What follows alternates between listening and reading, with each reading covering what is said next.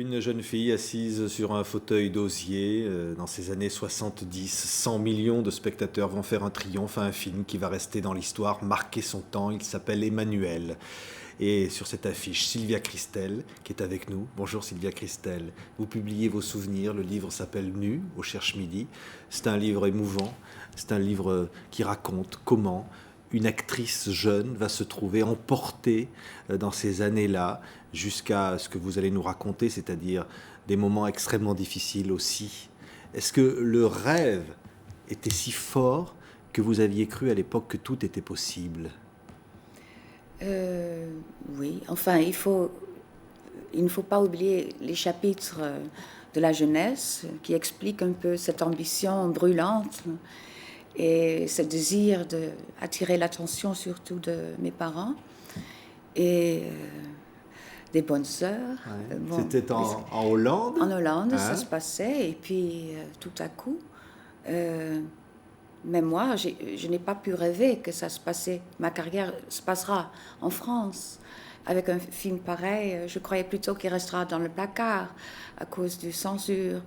Mais ce fut un triomphe, c'est étonnant. Alors justement, quand vous parliez de l'enfance, vos parents avaient un hôtel et vous allez dans votre enfance vivre des moments difficiles, parce que vous allez être abusé dans votre enfance. Vous le racontez avec beaucoup de franchise. Oui, alors ma sœur et moi, on a fait beaucoup de conneries, puisqu'on ne se sentait pas observé, puisque le personnel était en train de travailler. Mon père était souvent absent, ma mère travaillait aussi, et mes deux tantes étaient dans l'hôtel, mais on était vite comme des rats, tu vois, et on dansait sur les tables et on faisait rire les clients de l'hôtel. Et pour nos copains, c'était aussi un endroit idéal pour faire cache-cache. Alors c'était une période assez joyeuse, malgré l'alcoolisme des clients, de mes parents et tout ça. Il y a quand même, c'était pas tout à fait noir, c'était aussi très aventureux. Ouais, mais vous allez découvrir la sexualité de la manière la plus brutale. Oui, ça c'est justement un chapitre un peu noir. C'était mon oncle Hans, c'était pas un vrai oncle, mais c'était le responsable du restaurant, comme le gérant finalement, qui... je ne veux pas être trop explicite, il faut mieux le lire, puisque c'est très bien écrit. Je trouve que c'est pour ça que j'ai écrit ce livre, justement pour ne pas... pour dire qui vous êtes vraiment. C'est-à-dire, c'est ça qu'on découvre dans ce livre. Qui est derrière ce visage que l'on a vu sur cette affiche, ce fauteuil d'osier dont je parlais à l'instant, qui va faire un concours et qui va être repéré par un réalisateur, Josh Jekin, qui va dire « c'est vous, Emmanuel », l'adaptation au cinéma du roman d'Emmanuel Arsan, eh bien c'est vous, Sylvia Christel. Mais j'étais ravie, puisque d'abord, il a invité Hugo Claus et moi. Hugo a été... mon partenaire à cette époque-là, et un grand écrivain aussi, artiste, peintre, etc. Et je tenais beaucoup à son opinion. Alors il a dit, on va voir ce que ça représente. Entre-temps, il m'a donné à lire le livre d'Emmanuel Arsan. J'étais assez choquée. Et puis quand j'ai rencontré Juste, c'était clair que cet homme a pu être mon frère dans le sens qu'il avait une certaine innocence, pureté, sens pour l'esthétisme et un véritable œil d'artiste. Alors j'ai trouvé que c'était une opportunité géniale. Ouais. Le film va donc se tourner en grande partie en Thaïlande. Vous racontez dans ce livre, pour vous, la carrière ne fait que commencer. Vos parents, qui sont quand même assez prudes, voient ça avec un regard inquiet. Votre famille, vous avez parlé des sœurs, vous avez été élevés dans une ambiance très traditionnelle en Hollande. Et là, vous allez devoir tourner des scènes un peu érotiques pour l'époque. Plutôt érotique, oui. Même pas un peu. C'était osé, mais enfin, on l'a tourné comme si c'était une chorégraphie de danse. Et enfin, c'était quand même... enfin, ça me fait rire puisque je viens de lire le livre de Juste hier, il me l'a offert. Ouais, le réalisateur, En échange, il raconte lui sa propre version. Hein. Pardon, lui, il a son version à lui. Mais il a dû se battre énormément avec les producteurs pour que ça garde esthétique. Ouais. Puisque ça a pu être... bon, ça a pu aller plus loin. Mais le film sort, c'est donc, je le disais, un triomphe. Hein. Les Japonais qui viennent à Paris, c'est pratiquement aussi important d'aller voir ce film que de visiter le Louvre. Hein. Ça veut dire que c'est un phénomène de société dans ces années-là. Vous avez l'impression d'avoir participé à ce qu'on a pu appeler la révolution sexuelle, la révolution des mœurs? Je crains que oui. Oui, oui, mais c'était bizarre, puisqu'en Japon, par exemple, j'étais la héroïne du féminisme. Et puis en France, il y avait quand même du côté féministe des doutes, parce que quand même, je me présentais comme une femme objet et qui se faisait utiliser comme dans un fantasme masculin, enfin, etc. Donc ça dépendait vraiment d'où on se trouvait, dans quel pays. Mais en général, ça marchait très très fort. Ouais.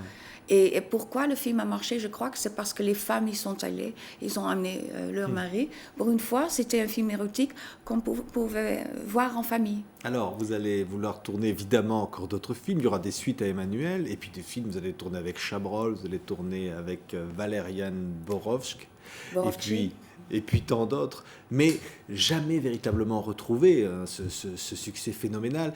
Et puis vous racontez avec beaucoup de franchise dans ce livre comment votre vie va s'emporter entre des amants, des rencontres, des hommes de cinéma, et puis ça va être l'engrenage de l'alcoolisme et de la drogue.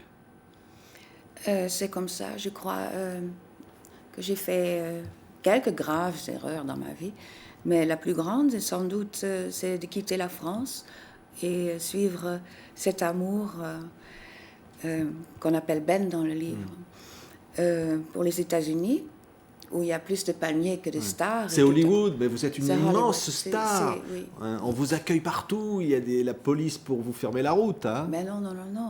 À Hollywood? Oui. Non. Au Japon, en tous les cas. Oui. Japon. Et en France. Oui, mais là-bas, vous êtes plus tranquille. Mais qu'est-ce qui se passe alors pour vous à ce moment-là?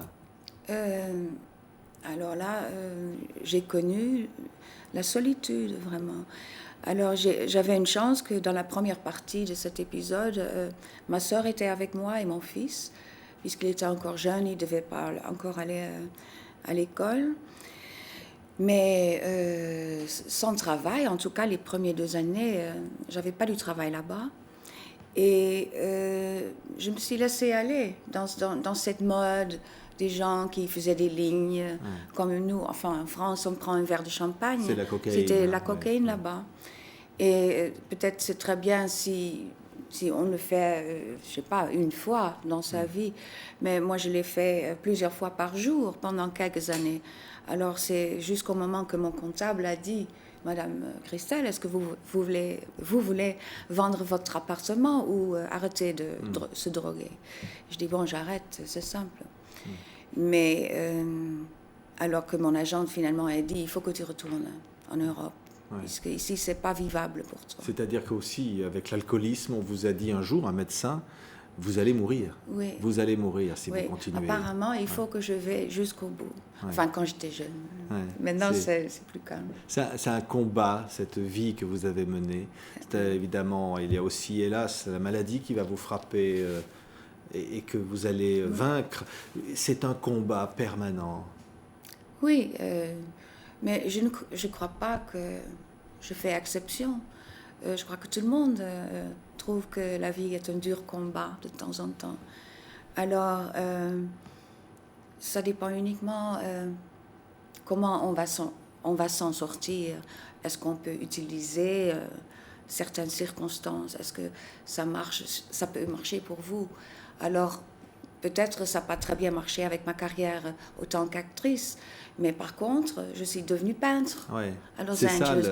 Alors c'est ça, hein, c'est toujours de côté. Ouais. Et ce livre un peu qui s'appelle Nu, je disais, qui est très émouvant, On cherche midi, c'est aussi pour dire que toute votre vie, on a voulu vous voir dans ce personnage d'Emmanuel, on disait à l'instant. Vous voulu dire aujourd'hui, voilà, je suis Sylvia Christel, je suis cette femme aujourd'hui qui vient vous voir et qui est différente.